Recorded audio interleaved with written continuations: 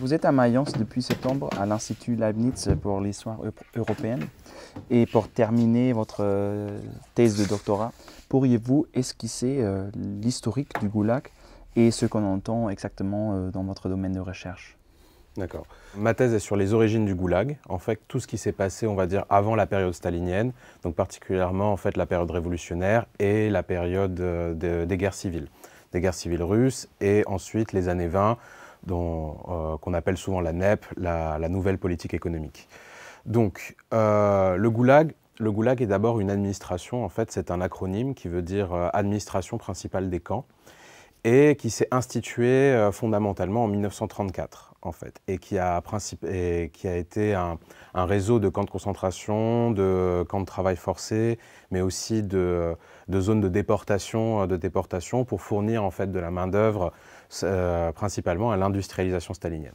Donc moi, je m'occupe en fait de la partie qui vient avant ça, c'est-à-dire en fait le système pénitentiaire, de prison, de camps de concentration aussi, que les bolcheviks ont institué en fait à partir plus ou moins de la révolution d'octobre, donc du coup d'État bolchevique, mais principalement au début de la guerre civile avec la Terreur rouge en fait, où les bolcheviks en fait vont réactiver les camps de concentration qui étaient occupés, qui étaient utilisés par tous les belligérants en fait pendant la Première Guerre mondiale pour mettre des civils ennemis ou voire des ennemis intérieurs et toutes sortes en fait d'internés. Pourriez-vous élaborer votre approche méthodologique de votre thèse de doctorat? Alors moi, mon approche méthodologique, elle est principalement en fait, elle se fait principalement sur la base d'archives. C'est-à-dire que je suis allé et je vais encore en fait dans les pays de l'ex-Union soviétique. Donc j'ai principalement visité la Russie, j'ai travaillé avec des archives ukrainiennes, avec des archives géorgiennes, des archives kazakhstanaises, etc. Et donc mon approche en fait est d'aller dans les archives, de voir la documentation en fait, soit du ministère de l'Intérieur, soit en fait du ministère de la Justice, des services secrets, etc. pour voir en fait comment le système se met en place et quelles sont les logiques en fait qui président à l'instauration et à l'élaboration du système.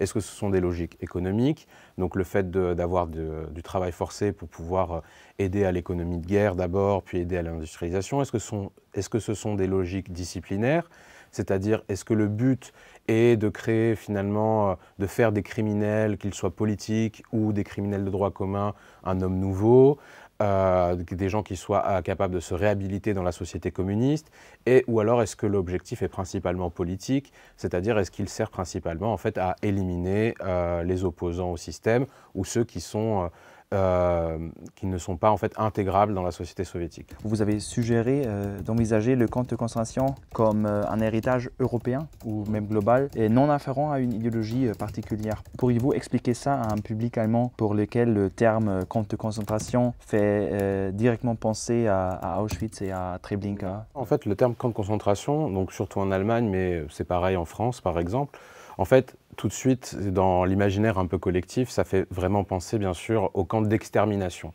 C'est-à-dire, on pense à Auschwitz, Dachau, etc., et on pense aux chambres à gaz.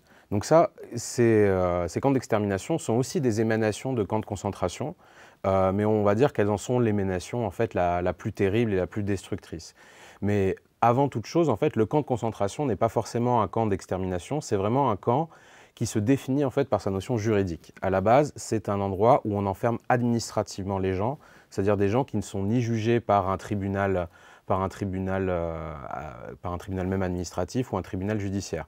C'est-à-dire que ce sont soit la police ou l'armée en fait qui placent les gens dans des camps de concentration. Et pourquoi je parle d'héritage européen?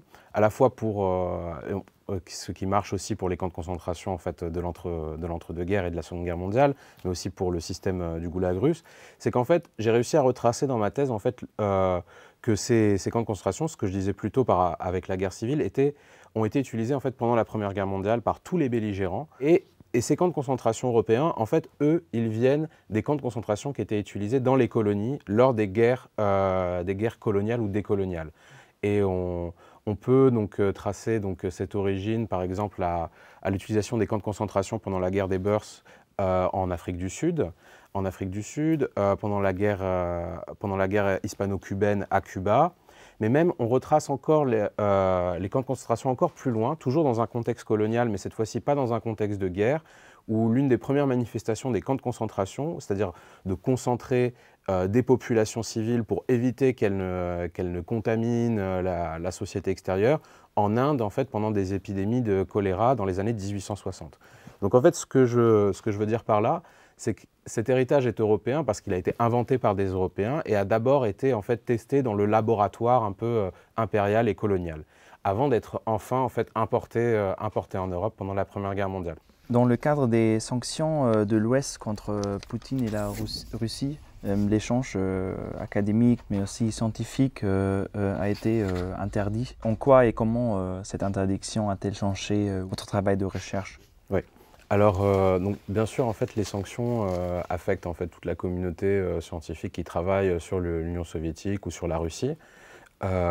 Et comme vous l'avez dit, en fait, aujourd'hui, il n'y a plus de partenariat en fait, scientifique entre les universités donc de l'Union européenne ou des États-Unis ou du Canada par ailleurs, avec des universités ou on va dire des institutions scientifiques russes. Donc, typiquement, on ne peut plus aller en Russie faire des recherches, faire des archives. Donc, forcément, en fait, on est obligé de se tourner vers d'autres lieux. Et pour moi, par exemple, ça a été d'aller dans des pays de la périphérie de l'Empire soviétique, comme le Kazakhstan, la Géorgie. Je travaille aussi avec des archivistes ukrainiens qui font un énorme travail en fait, de digitalisation de leurs archives en ce moment et qui sont contents de collaborer avec des chercheurs pour transmettre en fait, cet héritage. Et donc voilà, c'était un mouvement qui existait déjà avant la guerre, en fait, où il y avait, en fait, on va dire, dans le domaine un mouvement en fait, pour aller vers les marges en fait, et s'intéresser en fait, à l'histoire impériale, qu'elle soit russe, soviétique, etc., par le bas, en fait, mais aussi par les périphéries. Donc on va dire que les sanctions ont de facto accéléré ce mouvement, cet intérêt qu'avaient déjà les historiens en fait, pour les marges de l'Empire, parce que de facto on ne peut plus aller en Russie. Donc on est obligé de se reporter sur d'autres lieux, d'autres espaces et poser de nouvelles questions de recherche.